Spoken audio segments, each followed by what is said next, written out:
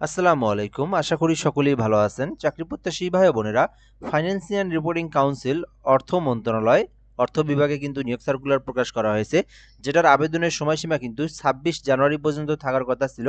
কিন্তু আপনারা আবেদন করতে গেলে আবেদন কিন্তু করা যাচ্ছে না। তো কেন করা যাচ্ছে না, কি সমস্যা, এটা নিয়ে আমরা আলোচনা করব।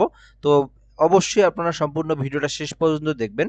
তাহলে কিন্তু এই যে অর্থ মন্ত্রণালয়ের এই সার্কুলারের কি সমস্যা, কেন এই সার্কুলার স্থগিত করে দেওয়া হয়েছে বা কেন আপনারা আবেদন করতে পারতেছেন না, এই বিষয়গুলো নিয়ে আমি আলোচনা করব। অবশ্যই শেষ পর্যন্ত দেখবেন। এবং একটা বিষয় হচ্ছে, আপনি যদি এই চ্যানেলটাতে নতুন এসে থাকেন, অবশ্যই সাবস্ক্রাইব করে রাখবেন।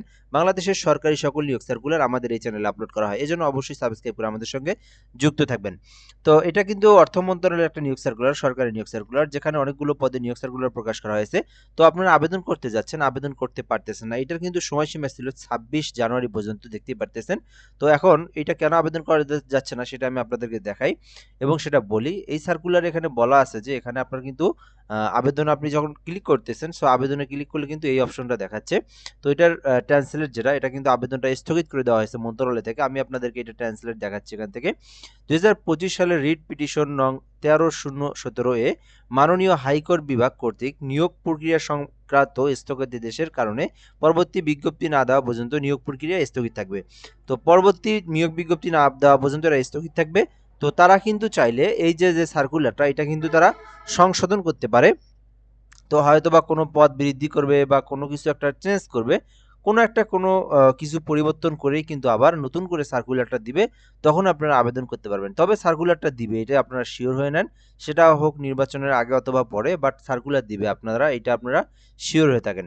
জাস্ট আপনার এই সার্কুলারটা মন্ত্রণালয় কোনো একটা কারণে স্থগিত করে দিয়ে দিছে। জাস্ট এটা হচ্ছে সাময়িক সময়ের জন্য, ঠিক আছে? তো যাই হোক, যারা এটাতে অনেকে আবেদন করতে বিভিন্ন সমস্যার মধ্যে পড়তেছেন, অনেকে ইউটিউবে সার্চ করতেছেন, ফেসবুকে লিখতেছেন। সো এই বিষয়টা আমি আপনাদেরকে মনে করলাম জানানো প্রয়োজন। যার কারণে কিন্তু এটা আমি আপনাদেরকে ভিডিওর মাধ্যমে বলে দিলাম যে এটাতে বর্তমানে প্রবলেম করতেছে। সো আপনারা এটাতে আবেদন এখন করতে পারবেন না সাময়িক সময়ের জন্য। পরবর্তীতে যখন আবার সার্কুলার দিবে সংশোধনী, অর্থাৎ রি-সংশোধনী একটা সার্কুলার দিবে, সো তখন কিন্তু আবার আপনারা এই সার্কুলার আবেদন করতে পারবেন। তো আশা করি আপনারা বিষয়গুলো সম্পর্কে জানতে পেরেছেন। সো এ পর্যন্তই ভিডিওটা। ধন্যবাদ, ভালো থাকবেন। আসসালামু আলাইকুম।